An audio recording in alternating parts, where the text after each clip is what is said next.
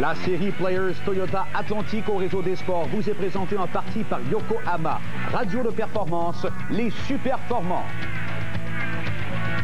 Aujourd'hui du circuit urbain de Toronto, bienvenue à la 6e manche de la saison 1996. Mesdames, Messieurs, bonsoir. Ici Pierre Houde en compagnie de Bertrand Houle, Didier Scranun, toute l'équipe de production. Bienvenue à ce reportage qui marque la mi-saison. Bertrand, nous sommes dans une superbe étape et pour le Québec et pour le Canada. Les 4 prochaines courses sont disputées en sol canadien. Il y a Toronto aujourd'hui. Il y en aura 2 à Trois-Rivières dans quelques semaines. Il y a un pilote québécois cependant qui a connu une très mauvaise surprise, mauvaise nouvelle en fin de semaine. Oui, Christian Vandal qui avait fait des prouesses à bord d'une voiture pas très bien préparée. On l'a appelé le lundi avant la course pour lui dire de rester à la maison. On avait trouvé un pilote payant pour le remplacer. On va vous en parler un petit peu plus tard avec Didier Scranun. Oui, une histoire qui est très malheureuse pour Christian. Évidemment, il y en a un qui se sent très heureux présentement puisqu'il est bien placé dans sa lutte au championnat. Il court devant ses supporters, presque à la maison. C'est Lee Bentham, un superbe jeune pilote canadien qui ira très loin selon l'avis de plusieurs. Et nous vous présentons donc ce court reportage sur la carrière de Lee Bentham. Lee Bentham is someone that's putting heart and soul into racing, and there's nothing I want to do more than to do my absolute best. A long time ago when I was 10 years old, my father used to race stock cars, and we eventually got into go-karts. So we went after school, I practiced, he bumped me down the straightaway, pushed me around the corners, teach me how to drive, and I entered my first race, won my first race, and had fun ever since then. De 92 à 94, Bentham a participé à des courses d'endurance. En 95, il fait le saut en Atlantique. Il nous parle des différences entre les 2 types de voitures. I love them. I mean, they're the best cars. It's a lot like a big go-kart. You can charge very hard. It's a very physical car to drive. The only thing that's different is the immense downforce that they have and the incredible braking. And you have to account for the weight of the car, but they're fabulous cars to drive. It's a real driver's car. Every race we go through the same thing. I mean, you go out to win and do your absolute best with the championship in mind, of course. It's something that I want to do fully and completely, 110%. In just about everything I do, you know, I go golfing, I play squash, something like that. I always got to try and win. I think this is fabulous. This is the best job in the world. I'm having the time of my life. 5 fois parmi les 5 premiers en cette course l'an dernier, il fut nommé étoile montante. Cette saison, il participe au programme de développement des pilotes de Players. Main goal, win the championship for this year, go to IndyCar for next year. Sauf que ça n'a pas été facile jusqu'à maintenant pour Lee Bentham. Il a sérieusement endommagé sa voiture vendredi et il a eu un autre incident hier. We were just warming the car up and hoping to get a quicker time today or at least stay on the pole. Unfortunately, we had a fuel leak come on just as the tires were getting warm, and I was trying to fuel the car out from the accident yesterday. Well, it started pouring in the cockpit and going to my lower extremities, and I brought it into the pits and it just started burning. En substance, donc, un incident semblable à ce qu'a déjà connu Claude Bourbonnais, du carburant qui s'était faufilé dans la voiture et qui le brûlait littéralement. Là-dessus, c'est le moment d'aller retrouver pour la première fois Didier Scranun. Alors, Patrick Carpentier vient juste de mettre son casque parce que déjà le moteur tourne sur sa voiture. Patrick, de partir en première position, c'est important ici à Toronto? C'est important pour le point parce que tous les points vont compter pour le championnat. C'est la raison pour laquelle c'est important parce que Lee avait la pole position hier. Mais ici, c'est une longue épreuve. Il y a beaucoup de gens qui finissent pas. Ça va être important de terminer toutes les épreuves. Bonne chance! Merci. Alors, juste à côté de lui, lorsqu'il parle de Lee, il parle de Lee Bentham. Lee Bentham qui monte à bord de sa voiture, justement, il a connu ce matin des difficultés assez spéciales durant la qualification, un peu ce que notre ami Claude Bourbonnais avait connu en 1996, de l'essence qui s'est infiltrée à bord de son cockpit. Il est descendu de sa voiture en courant parce que, justement, il y avait des problèmes pour ce dernier. Dans le postérieur, s'est retrouvé une quantité industrielle d'essence. Résultat, ça a été très douloureux, mais il est en mesure de poursuivre. On se dirige lentement, mais sûrement, vers Alexandre Tagliani, qui lui aussi est en train de mettre son casque. Alexandre, un départ de la 5e position, c'est quand même assez satisfaisant. C'est le meilleur cette saison. Oui, c'est satisfaisant, mais j'étais un petit peu déçu après la 2e session de qualification ce matin parce qu'avec la pluie qu'il y a eu tôt ce matin, on a fait un changement de dernière minute et puis je me suis rendu compte qu'avec peut-être la voiture que j'avais eue hier en qualif ce matin, on aurait pu améliorer un petit peu le temps. ce qui m'aurait porté vers l'avant, mais on va se contenter de ça, puis on va essayer de faire une belle course. Bonne chance pour le podium. De retour à Pierre. Merci Didier. Nous allons faire une première pause et nous sommes de retour dans quelques instants avec la grille de départ. Nous sommes de retour au circuit urbain de Toronto, autour du site de l'exposition nationale. Il fait très beau pour la course, 24 degrés Celsius. Un circuit urbain qu'on a retouché, Bertrand. Oui, dans les parties où sont des virages 10 et 11. Avant, c'était une très grande courbe, très rapide. Virage 11, c'était même très dangereux s'il devait y avoir un accrochage. C'est là où Brian Herta s'était fracturé le bassin il y a quelques années. Donc, on a mis des virages beaucoup plus serrés. Pour les dépassements, à surveiller évidemment au bout des longues lignes droites, virage numéro 1 et virage numéro 3 où il y a aussi beaucoup d'incidents. Absolument, particulièrement le virage numéro 1 où c'est relativement invitant au départ en particulier. Regardez au cours des dernières années par exemple, vous allez voir c'est droit de large parfois. On cherche parfois à aller vers l'extérieur pour voler l'intérieur au virage numéro 2. Danger de touchette évidemment aussi lorsqu'on freine à la toute limite. Il y a quand même un échappatoire. On peut passer tout droit et ressortir au virage numéro 2. On a vu Greg Moore faire ça en qualification hier en IndyCar. Alors on voit aussi que derrière la grille, ils partaient dans une courbe. Alors c'était pas très facile pour eux. Alors que cette année, vous allez voir, c'est vraiment 2 lignes droites sur la grille de départ. Là, on revoit l'an dernier, en 1995. David Empringham qui avait connu un départ canon, mais s'était fait voler l'intérieur par Richie Hearn. Alors regardez, 2 belles lignes droites qui forment la grille de départ. Donc tout le monde va pouvoir très bien voir le feu vert pour ce départ arrêté. Alors on s'élance pour des tours de formation. Oui, il y a une voiture qui semble coincée là, Bertrand. On peut très bien voir là, derrière, au haut de l'écran, complètement immobilisé. Oh, c'est Jared Schrader.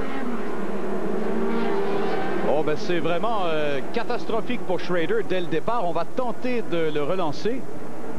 Schrader qui, justement, lors de la séance de qualification ce matin, a vraiment eu la frousse. Hein. Il a vraiment percuté le muret de ciment de façon très violente. On a pu réparer sa voiture, on l'a installée sur la grille, mais peut-être qu'il y avait une pièce défaillante qu'on avait pu déceler. En fait, ça semble un bruit de transmission peut-être, parce qu'on voyait des traces noires de caoutchouc sur le bitume, mais ça n'a pas fonctionné, il n'a pu prendre le départ. Et un qui a été chanceux, c'est celui qui est détenteur de la pole, Patrick Carpentier, qui est passé tout près de Schrader à ce moment-là. Un point de plus pour Carpentier pour la pole. Lee Bentham sera à ses côtés.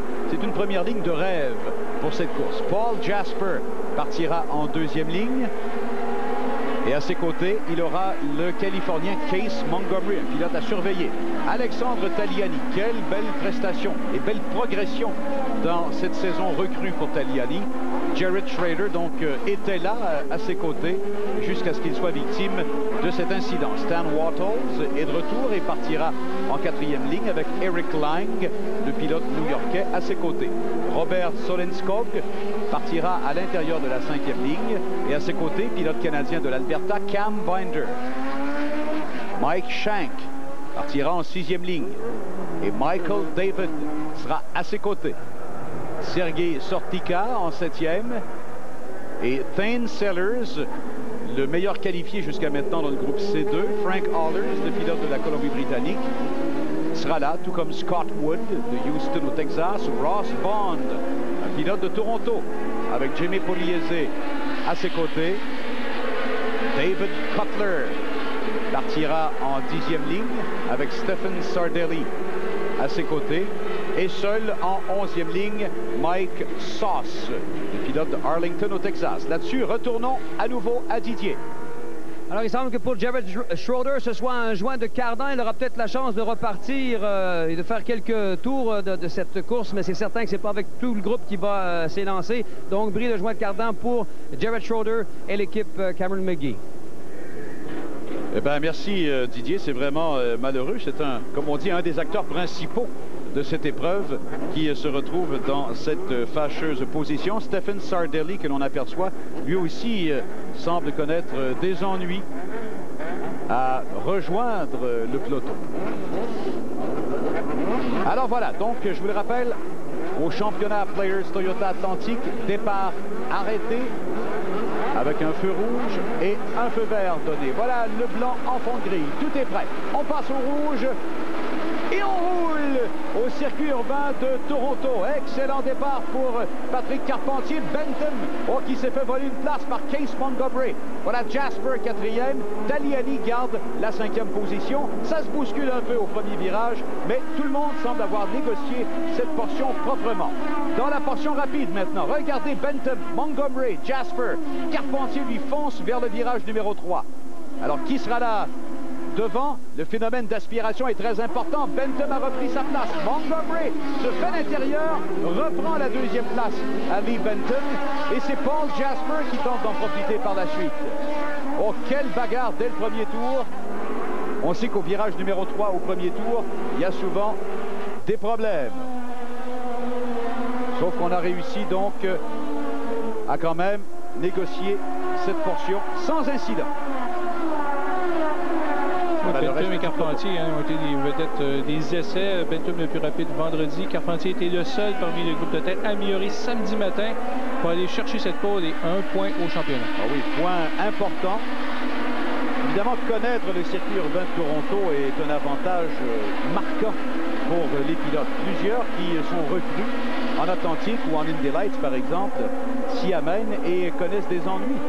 Parce que c'est une piste qui non seulement est très étroite, vous roulez souvent à fond entre deux murets de béton, c'est une piste aussi qui a cette mauvaise tendance à devenir de moins en moins adhérente au cours d'une journée et au cours d'une épreuve. Oui, il est aussi un peu bossé, comme tous les circuits urbains, ça c'est inévitable. Et Schrader mentionnait, il faut parfois changer sa trajectoire de course normale pour éviter les bosses. Alors qu'on revoit Montgomery et Bentham au numéro 3, oh, ça a été serré. Et Bentham a été bien gentil là, de laisser la place à Montgomery. On revient à la course, Carpentier, Montgomery, Bentham, Jasper, ça ne change pas. Montgomery qui avait été malchanceux à Montréal. Et pour Patrick Carpentier, évidemment, c'est une autre étape importante pour lui aujourd'hui. Ce qu'il cherche à faire, c'est non seulement remporter le championnat, il cherche également à imposer son talent et son rythme sur tous les types de circuits. Ce qu'il a réussi à faire jusqu'à maintenant. Voilà des voitures qui passent tout près du muret. Là-dessus, nous allons tout de suite à Didier qui a d'autres nouvelles pour nous. Alors, du côté de Jared Schroeder, messieurs, ça semble être pire que prévu. On peut peut-être montrer ce que, quand on parle d'un joint de cardan ici, on voit le cardan qui a été changé et finalement, on se rend compte que ce dernier est en très bon état.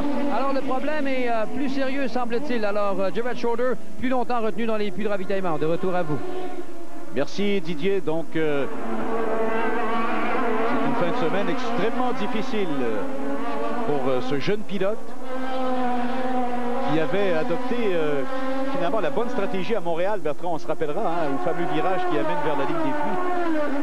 Il avait livré une belle lutte à Carpentier. Il avait trouvé un petit truc pour circuiter cette chicane. Carpentier l'avait vu dans ses rétroviseurs, l'avait imité et ça avait réglé la question. Absolument. Oui, il avait fait exactement ce qu'il fallait faire, Patrick. Il a donc gardé l'avantage jusqu'à la fin. Autre tour de compléter au circuit urbain de Toronto. Je vous rappelle, une épreuve de 42 tours, un circuit de 2,871 km. La distance totale légèrement modifiée en raison du changement au virage 10 et 11 dont nous a parlé Bertrand en début de reportage. Et voilà toujours Alexandre Taliani.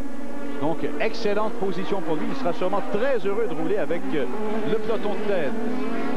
Carpentier et Bentham, les pilotes canadiens, sont les seuls à avoir complété tous les tours disputés jusqu'ici cette saison. C'est 245 tours pour les maniaques de statistiques, 535,877 km. Et justement, Alexandre Taliani est l'un de ceux qui souhaitent se rendre jusqu'à la fin. Il nous l'a dit à Montréal, c'est pas tellement dans la première moitié d'une épreuve que l'on connaît des problèmes. On n'arrive pas à terminer avec une voiture en santé, si vous me permettez l'expression. C'est ce qu'il va donc chercher à faire aujourd'hui. Il faut rappeler que lui et Lee Bentham sont coéquipiers au sein de l'écurie P1.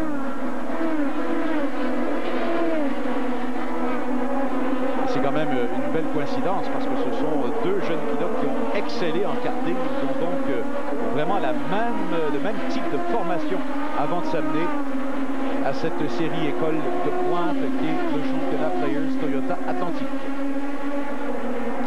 Carpentier ne réussit pas à décoller de Montgomery. Alors, comme c'est une course assez longue quand même, fait que la forme physique va entrer en ligne de compte. Bon, on voit un drapeau jaune agité là. Oui. Ah, voilà, je pense que c'est Sardelli, la voiture toute jaune. Là, on avait vu au départ, elle avait des difficultés à s'élancer, à rejoindre la grille plutôt. Est-ce que c'est un drapeau jaune localisé seulement ou est-ce qu'on devra faire appel à la voiture de tête? On a l'impression que cette voiture-là peut obstruer un peu quant à la sécurité.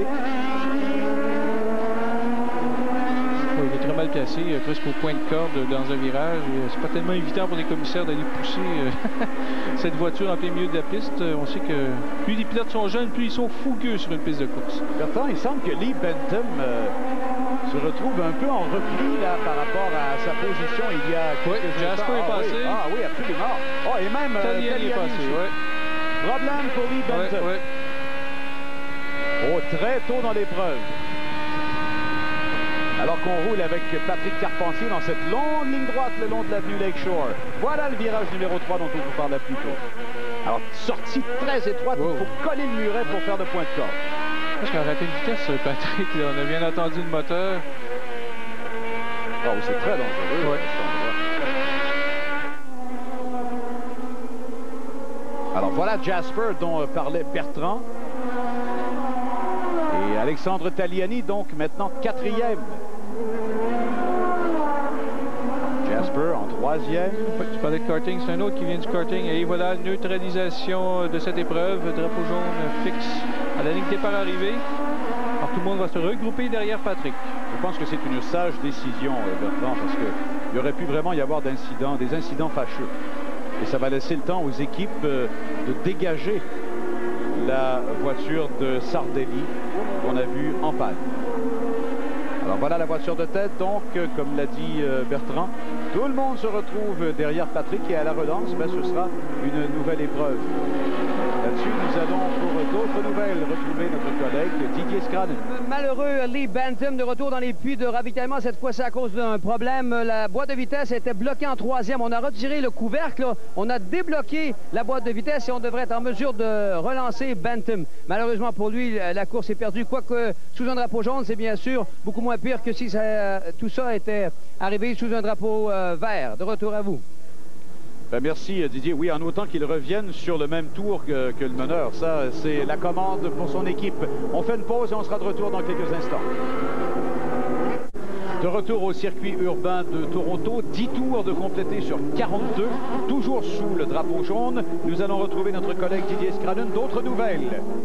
Alors Bentham de retour dans les puits de ravitaillement, c'est la 3e fois. Il est revenu tantôt, mais imaginez-vous, on ne trouvait plus les petits boulons là, pour resserrer le couvercle de la transmission. On a couru aller chercher les pièces manquantes. Petite pièce à 15 sous seulement qui, comme on peut le constater, aurait pu faire la différence, mais une chance pour Bentham. On est toujours sous un drapeau jaune. Et le voici encore, il sera en queue de peloton. Il n'aura pas perdu un tour dans l'aventure, heureusement pour lui.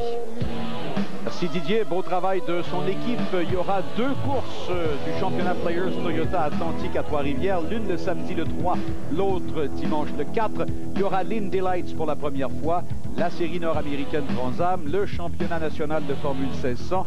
Bref, tout un week-end de sport automobile dans les rues de Trois-Rivières. Les voitures qui sont regroupées derrière la voiture de sécurité qui a accéléré le rythme. J'ai l'impression qu'on va relancer l'épreuve au prochain passage.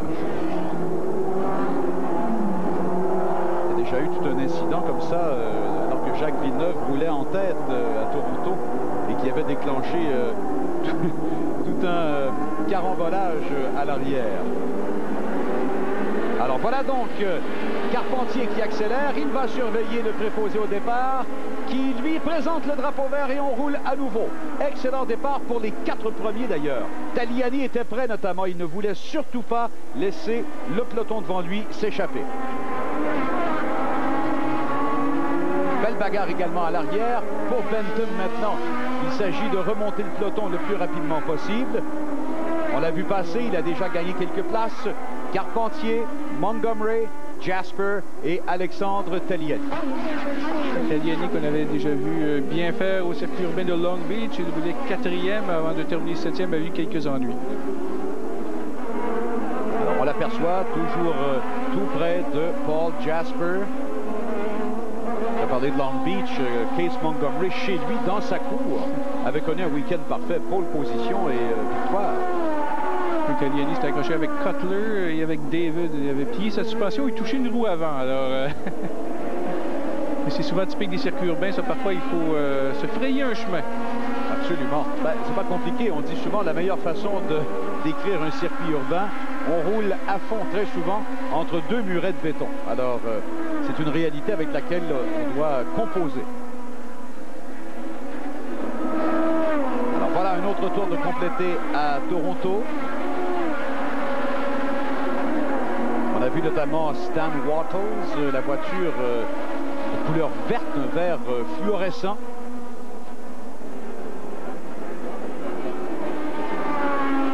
Patrick Carpentier qui voit Montgomery tout près de lui. On voit que Montgomery a vraiment profité là, de cet arrêt prolongé pour coller littéralement à l'arrière de Patrick Carpentier. Là-dessus, on nous dit que Didier Scranen est dans la ligne des puits et il a avec lui un invité de marque. Oui, en compagnie de Martin Roy qui regarde avec moi avec beaucoup d'assiduité ce qui se passe présentement en piste. On aimerait mieux être dans le cockpit d'une voiture, n'est-ce pas, Martin? Oui, disons que c'est un petit peu difficile d'être de ce côté ici du muret. Ça serait plus confortable d'être dans un habitacle de Formule Atlantique. Encore une fois, il semblerait que ce soit le problème de bien des gens, les fonds. Oui, disons que si on serait venu, on aurait été pas mal serré, puis on aimait mieux être bien préparé en fonction de la course de Trois-Rivières. Un circuit que tu affectionnes particulièrement pour y avoir gagné en Formule 1600? Pardon? Un circuit qu'on aime beaucoup pour y avoir gagné en 1600, je suppose? Oui, disons qu'à Trois-Rivières, je suis assez confortable, puis j'ai vraiment hâte à cet événement. Bonne chance. Merci. Merci Didier, puis bonne chance à Martin également. Ah, cet argent, hein, l'argent, toujours l'argent.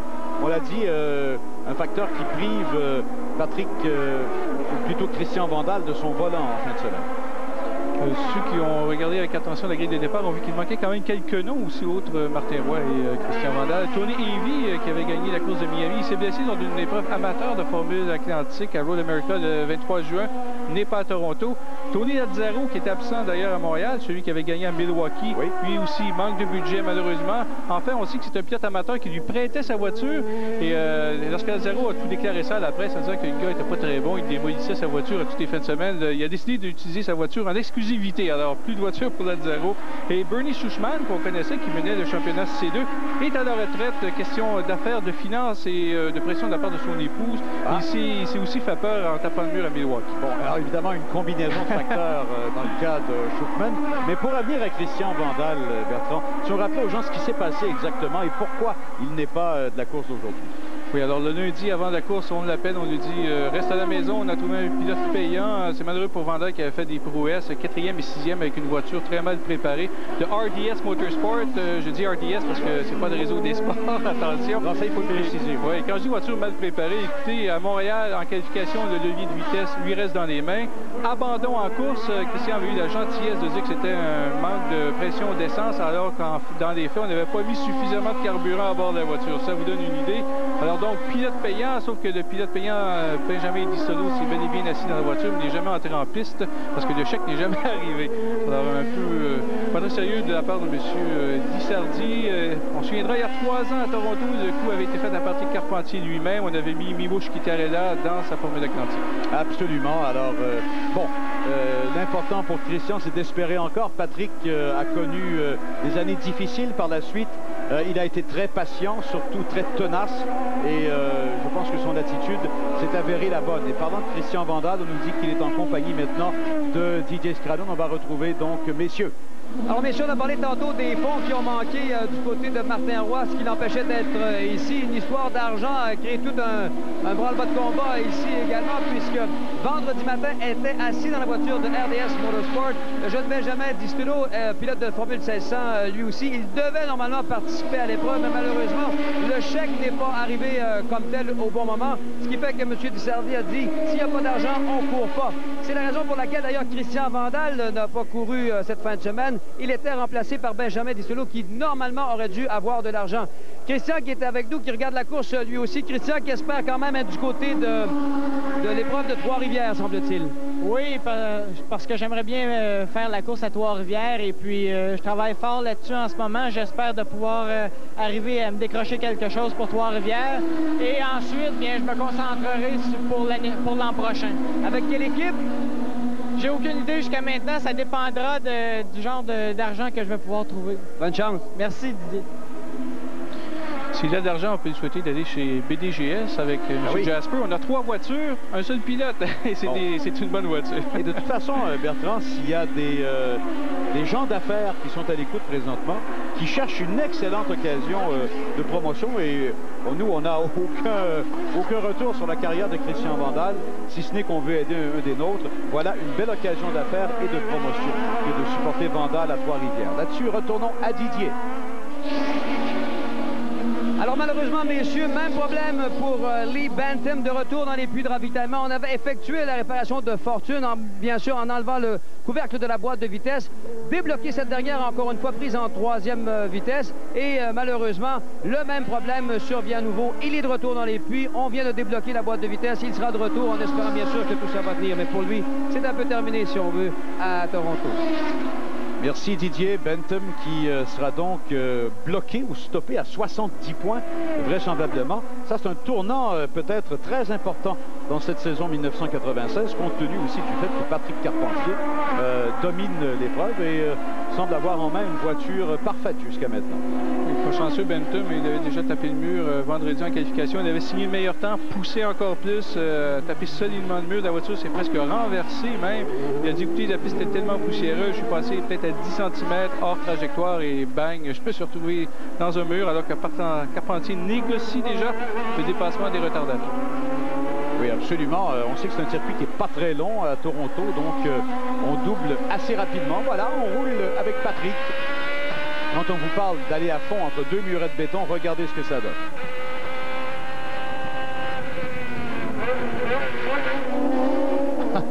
Pas toujours évident, je prie de me croire.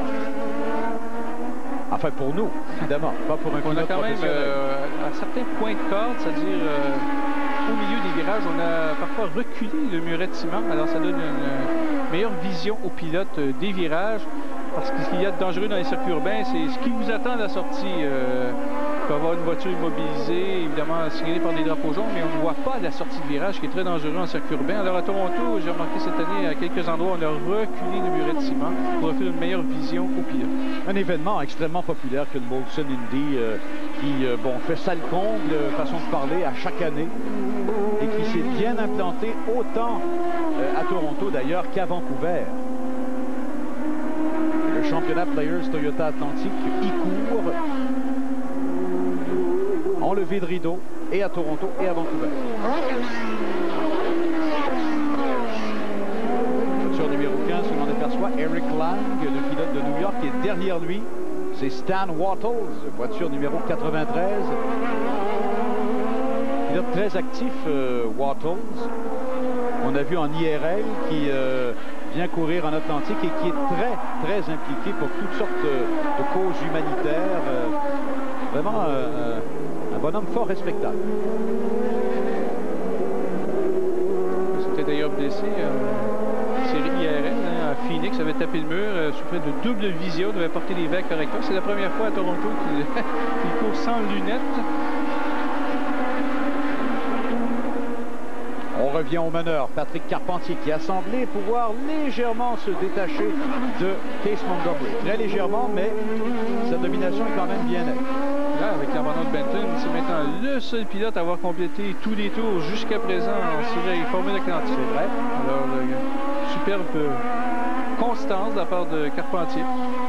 Enfin, il reste encore une moitié complète de saison. Il est trop tôt pour...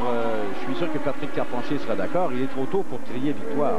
Sauf que ce qu'il a réussi, et on y revient, Bertrand, ce qu'il a réussi à faire jusqu'à maintenant va peut-être lui permettre de brûler certaines étapes dans l'avenir. En fait, on n'est pas dans le secret des dieux, mais je suis sûr qu'il commence sérieusement à attirer l'attention de bien des gens à des hauts niveaux en sport automobile. Oui, c'est quand même une année charnière pour Patrick. Il a commencé en première quantière à 92, hein, sauf que, évidemment, tu l'as mentionné, Pierre, n'a pas fait de saison complète en 93, 2 courses seulement, des ennuis en 94 aussi. Pardon, Bertrand, le problème, là, c'est voiture numéro 4, Scott Wood, un pilote de Houston au Texas.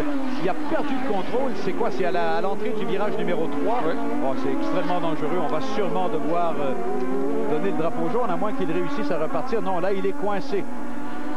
Oui, Scott Wood qui en est seulement à sa 20e course automobile. Imaginez, c'est pas beaucoup d'expérience, ça. Il a 36 ans. On va reconnaître un des préposés à la piste québécois, si on en juge par des couleurs de son uniforme. Voilà comment ça s'est passé. Roue bloquée au freinage, perte de contrôle. Heureusement, il n'a rien touché. Wood qui venait d'être doublé justement par un pilote, ça semblait être Mike Sauce, le coéquipier de Montgomery. Bon, alors il est reparti sans plus de dégâts. Alors tant mieux, on peut poursuivre sur le même rythme. Alors on voit, Bertrand, évidemment, quand les Bentham, Schroeder disparaissent, on a forcément des courses un peu moins relevées, un peu moins pimentées, parce qu'on a quand même deux excellents pilotes qui ne sont pas là. Et Alexandre Tagliani, lui, garde toujours sa 4e place derrière Paul Jasper. Nous faisons une pause, nous serons de retour dans quelques instants. Nous sommes de retour à Toronto. L'épreuve qui en est maintenant à son 17e tour. Patrick Carpentier qui domine, toujours une avance, on ne peut pas dire confortable. Hein? Case Montgomery légèrement en repli, pas immédiatement derrière une menace, mais on a l'impression d'assister à une lutte entre deux voitures identiques. Jasper, lui, qui va doubler justement le coéquipier de Montgomery, Mike Sauce. Paul Jasper, 3e. Oh, là, on a vu Montgomery s'approcher tout près, freinage légèrement accentué. Il a presque perdu le contrôle. Alors, est-ce qu'il a choisi d'attaquer maintenant? 17e tour sur une course qui en compte 42, rappelons-le.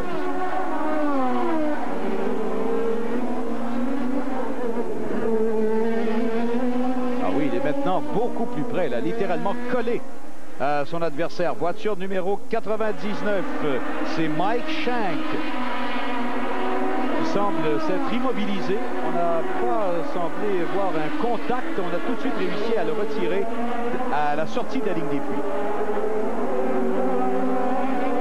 Alors, belle intervention là encore pour permettre à l'épreuve de se poursuivre. Et ma foi, c'est Lee Bentham que Patrick Carpentier s'apprête à doubler.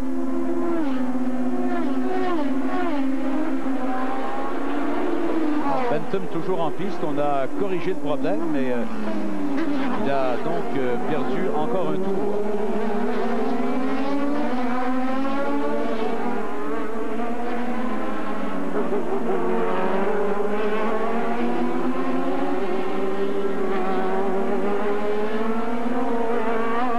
On avait une voiture rouler très lentement aussi. Là, et on voit Patrick bras levé. Je pense qu'il a vu des drapeaux jaunes. Oui, probablement, partout, exact. Oui, c'est ça. Absolument.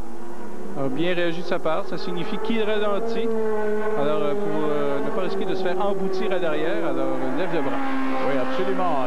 Donc, drapeau jaune complet, neutralisation de l'épreuve. À nouveau, Patrick qui a relevé sa visière. Et là-dessus, nous faisons une pause. Nous vous proposons ce petit reportage.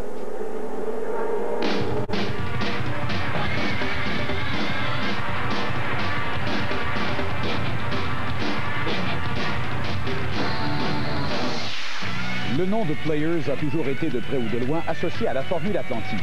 Grâce à sa commandite d'événements majeurs comme le Grand Prix du Canada ou le Grand Prix de Trois-Rivières, Players a incité de nombreux pilotes à faire leur marque dans cette série des plus compétitives.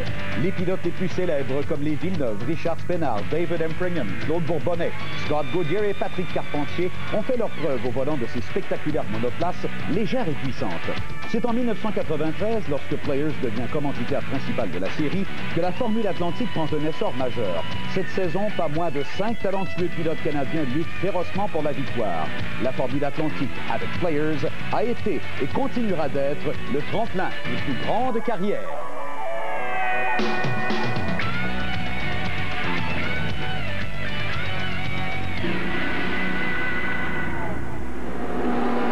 Alors encore un tour sous le drapeau jaune. On voit les véhicules de service là qui se promènent un peu partout sur le circuit. Il n'y a pas eu d'accident comme tel, mais il a fallu neutraliser. Je pense que Didier a la réponse. Alors, messieurs, je me retrouve dans le fameux coin 11 qu'on a modifié, là où Mike Shank a répondu une quantité d'huile industrielle. On a réparé le tout. On espère que ce ne sera pas trop dangereux à la sortie du virage particulièrement. Un coin quand même rendu assez rapide et où ça a cogné dur déjà depuis le début du week-end. Remarquez qu'on a ajouté une rangée de murs de ciment au cours de la nuit dernière, à la suite particulièrement d'un accident impliquant la Camaro de Robert et Normand Boyer. L'impact a été assez violent pour qu'on déplace le mur. On voit ici d'ailleurs quelques vestiges justement de ce fameux contact. Donc, ça peut cogner très dur ici dans le coin 11. On espère qu'on aura bien nettoyé la piste pour pas que ça arrive en Formule Atlantique. De retour à vous. Oui, merci Didier. Espérons qu'il n'y aura pas un jour un incident grave à cet endroit. Comme il l'a dit, comme tu l'as dit aussi Bertrand, la nouvelle configuration qui a reculé un peu le risque. Mais jusqu'à l'an dernier, on avait constamment peur, et d'autant plus qu'il y a quand même des gens qui travaillent de l'autre côté du muret, hein, des équipiers qui sont là. Alors, c'est une bonne mesure de protection supplémentaire qu'on a adoptée au cours des dernières heures. Bon, ben, en principe, au prochain passage, on va renoncer l'épreuve. Carpentier a très bien réussi jusqu'à présent ses relances de course. Oui. Et Montgomery l'a bien suivi aussi. On voit là qu'il commence à accélérer. Il doit ralentir parce qu'il a vu que la voiture de sécurité était toujours devant lui. Oui. Il faut aussi tenter de maintenir une température de pneumatique assez élevée. Bon, voilà, il accélère. On va lui présenter le drapeau vert. Oh, il y a beaucoup de débris là qui sont soulevés à l'endroit où on a tenté d'éponger le plus possible l'huile qui a été répandue sur la piste. Bagarre également à l'arrière, à la négociation du virage numéro 1. Passé bien près là. Dans la portion rapide, la longue ligne droite. Alexandre Tagliani toujours dans le coup. Aïe, aïe, aïe, un autre incident. Cette fois, c'est Mike Sauce. Voiture numéro 22, Mike Sauce. Qui se retrouve dans cette fâcheuse situation. Alors, est-ce qu'on devra neutraliser à nouveau? Voyons voir. Pour l'instant, pas de problème dans cette portion du circuit.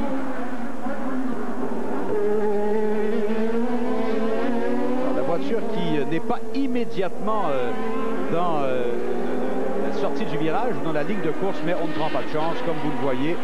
Le drapeau jaune qui est présenté. Et là-dessus, on en profite pour faire une pause. 31 tours de compléter sur 42. C'est quand même pas étonnant qu'une course soit souvent neutralisée sur le circuit urbain de Toronto. Donc, c'est difficile, hein, surtout pour Patrick Carpentier qui doit rebâtir son avance à chaque fois. Voilà donc Carpentier qui accélère. À nouveau, départ qui semble réussi. Montgomery suit dans son sillon et on a l'impression qu'Alexandre Tagliani lui a des problèmes. Ah oui, Tagliani des problèmes à la relance de l'épreuve. Roule très lentement, il n'a jamais été capable de garder le rythme avec Carpentier, Montgomery, Jasper. Il y a des problèmes donc pour Alexandre Tagliani de façon bien évidente. Voyons voir si Didier n'a pas d'autres nouvelles. Schwaller dans les puits de ravitaillement au moment où on se parle, et un bonhomme assez inquiet, semble-t-il, M. Tagliani lui-même. On dit qu'il est responsable un peu des succès en qualification de son fils. On a beaucoup travaillé sur la préparation de la voiture, mais ce dernier a des difficultés, semble-t-il, avec une vibration qui devient de plus en plus importante au fur et à mesure que la course se déroule. Donc, malheureusement, Alexandre Tagliani filait peut-être vers un podium, mais là, il a ralenti passablement. Merci Didier. Il suffisait de parler également de cette malchance pour Alexandre Tagliani qui vient de s'immobiliser complètement. Alors quand il nous disait à Montréal, Bertrand, c'est bizarre, je ne réussis pas à obtenir les performances satisfaisantes de la voiture jusqu'à la fin. Encore une fois, le même manège à Toronto. On peut se demander pourquoi on ne fait pas à Toronto comme à Trois-Rivières. On a des grues, des petits tracteurs pour soulever les voitures et ça enlève toutes ces neutralisations. On va peut-être s'inspirer de ce qui se fait à Trois-Rivières depuis quelques années, depuis longtemps. Excellente idée. Et à Montréal aussi, évidemment, avec les grues, mais ça, c'est obligatoire, c'est dans le cahier de charge de Formule 1. Absolument. Une excellente suggestion. Bon, alors, la lutte est relancée, dis-je. Carpentier, Montgomery, Paul Jasper. Ce serait intéressant d'ici la fin.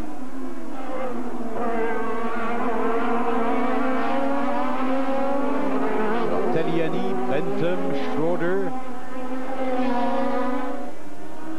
Plusieurs excellents pilotes qui pourraient eux aussi alimenter le spectacle à la fin de l'épreuve ont vu leur mécanique trahir leurs ambitions.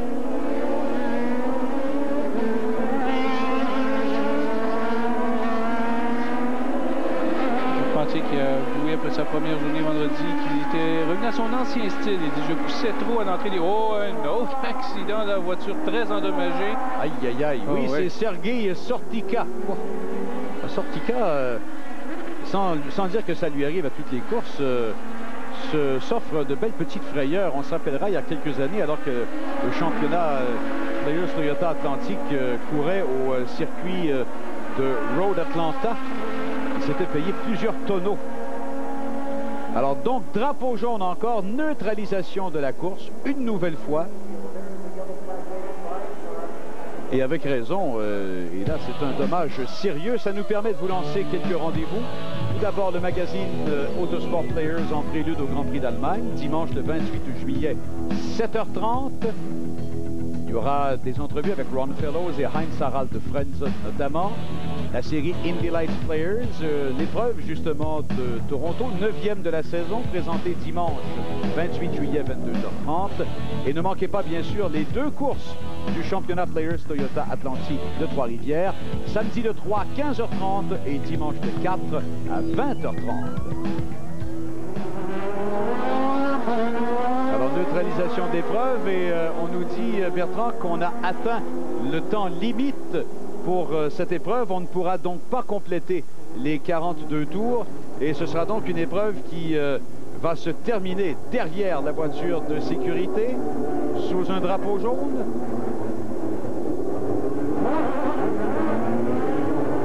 Et ça, c'est toujours un peu malheureux. Évidemment, ça n'enlève rien au mérite du pilote qui se retrouve devant. Sauf que ça amène un petit peu moins d'émotion peut-être. Mais il faut expliquer que les écuries mettent suffisamment d'essence pour parcourir la distance prévue, donc on a pu rallonger une épreuve en raison de neutralisation. Alors voilà donc le drapeau à Dramier qui est présenté à Patrick Carpentier. Une deuxième victoire de suite, une troisième cette saison, et ça vient couronner un week-end parfait pour Carpentier. La pole position lui donnait déjà un point. Un point lui est accordé aussi pour avoir mené l'épreuve de bout en bout, enfin pour avoir été celui qui a mené le plus grand nombre de tours, et dans son cas, ça a été de bout en bout. Et les 20 points, bien sûr, pour la victoire. Alors donc, on ajoute 22 points. Oui, pour lui prouver que ça n'a pas été facile, soulignons que c'est Case Montgomery, celui qui l'a suivi tout au long de l'épreuve, qui a signé le temps le plus rapide en course. Bon. Alors vraiment, une étape extrêmement importante, franchie avec succès pour Patrick Carpentier. Jasper, son meilleur résultat, il avait déjà 2 quatrièmes à Long Beach et à Montréal. Et là, il est très heureux, évidemment, et avec raison aussi. Il n'avait jamais gagné en sol québécois. Alors voilà qu'il a gagné à Montréal, maintenant il gagne à Toronto et à Trois-Rivières. On s'en souviendra, week-end difficile l'an passé. Oui. Très émotif ce week-end, alors il voudra sûrement prendre sa revanche sur son Grand Prix de Trois-Rivières de l'an passé. Oui, puis les enjeux sont de taille. 2 courses en 2 jours. Nous faisons une pause.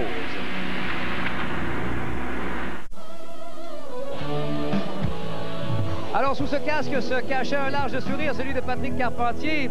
Pas simplement heureux de ce qui se passe, bien sûr. La foule réagit fortement, bien sûr, à la victoire de Patrick. Content, Patrick?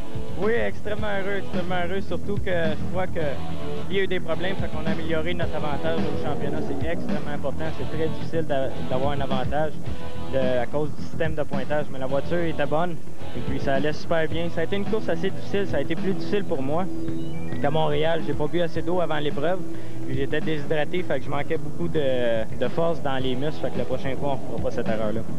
Ça ressemble à un pilote des années 50, beaucoup de poussière dans votre visage. Ouais, on a fait presque toute l'épreuve avec la visière ouverte. C'était des drapeaux jaunes tout le long. Ça, c'est malheureux un peu. J'aurais aimé ça que l'épreuve aille toute d'un coup, mais ça m'a aidé pareil. On a terminé en avant. Félicitations. Merci. Merci Didier. Oui, on a tous pensé la même chose en voyant le visage noirci de Patrick qui a gagné devant Case Montgomery, Paul Jasper, Eric Lang, Stan Wattles et Robert Solenskog. Et justement, Didier est en compagnie de Case Montgomery. En compagnie de Case Montgomery, pas tellement souriant. Case, disappointed that they didn't restart that thing a little bit sooner? Well, of course I am. I think maybe we had a chance, although I had a chance probably 40 laps, so it didn't happen. Pat ran a great race. I'd like to thank the Microsoft and the Wall Data Group. Without those people, we wouldn't be here in Toronto racing or for anywhere that matter. It's a great place to race. Congratulations. Thank you. Très heureux de courir à Toronto, il aime bien ça, remercie tous ses commanditaires. Malheureux de ne pas avoir pu profiter d'une relance de la course un peu plus tôt. Alors on a dilué la poursuite, hein. Montgomery marque 16 points, Benton n'en marque pas. Carpentier a donc 107 contre 73 et 70. Là-dessus, Didier est en compagnie d'un pilote fort déçu, j'en suis sûr. Alexandre Tagliani qui sourit quand même parce que ça s'annonçait très bien pour lui. Oui, écoute, c'est dommage pour l'équipe parce que ça a commencé vendredi, un accident avec Lee. Nous, on a travaillé toujours fort. On n'a pas eu de bad luck, mais l'équipe n'a pas dormi de la nuit, puis sont restés debout pour réparer la voiture de Lee. Donc, les mécaniciens n'ont pas dormi de la nuit. On faisait une bonne fin de semaine. On avait une voiture quand même assez compétitive. Puis moi, je jouais beaucoup avec les barres stabilisatrices dans l'auto. Puis vers la fin, je pensais bien être capable de créer une bataille avec Jasper grâce au drapeau jaune. Puis c'est dommage pour Players. J'ai poussé commanditaire. On a eu tellement de bad luck depuis le début de l'année. Moteur, batterie, maintenant c'est un CV. Donc, on va essayer de se reprendre à Trois-Rivières. Joint Cardan, malheureusement, pour le jeune Alexandre Tagliani qui aura l'occasion de se reprendre, c'est certain. Merci. Le prix Superformant Yokohama, remis au pilote ayant le plus amélioré sa position au cours de l'épreuve. Il s'agit de Thane Sellers. Il est passé de la 12e à la 8e. Là-dessus, allons à Didier en compagnie de Lee Benton. For Lee Benton, a tough and disappointing weekend. Yeah, unfortunately, I'd like to just go to bed now and forget about this one altogether. But, you know, I really thought this weekend would be one that we could score for NTM Bearings and Players. You know, we were looking for our first win, the hometown and everything, and it's real disappointing. And, you know, I feel bad for all the fans and family and stuff. But, you know, we'll get them at Three Rivers. It's a brand new race, and we'll start over again. Alors, il se dit extrêmement déçu, bien sûr, non seulement du résultat, mais aussi pour ses partisans qui s'étaient déplacés nombreux pour le voir courir. Mais moi, je reviens à ce que je disais rapidement tantôt. Montgomery en marquant 16 points, Benton n'en marque pas. Ça dilue justement la menace derrière Patrick Carpentier qui, lui, marque le maximum de points. Oui, Carpentier, impeccable cette saison. Écoutez, c'est le seul à avoir terminé toutes les courses. 3 victoires, une fois deuxième, une fois troisième, une fois quatrième. Prochain objectif, Trois-Rivières. Effacer ses 5e et 6e places de l'an passé. Et là, à Trois-Rivières, attention, il y a 44 points possiblement atteignable pour un pilote. Ce sera bien sûr son objectif ultime. Là-dessus, justement, puisqu'on parle de nos prochains rendez-vous, eh bien, Autosport Players au prélude au Grand Prix d'Allemagne le 28 juillet, 7h30. Il y aura en série Indy Lights l'épreuve de Toronto, présentée dimanche 28 juillet, 22h30. Et dans le cadre du championnat Players Toyota Atlantique, l'épreuve du samedi à Trois-Rivières présentée à 15h30 le 3 et le 4 le dimanche, présentation à 20h30. Ici Pierre Houde, au nom de Bertrand Houle, Didier Scraden et toute l'équipe, au revoir et à la prochaine.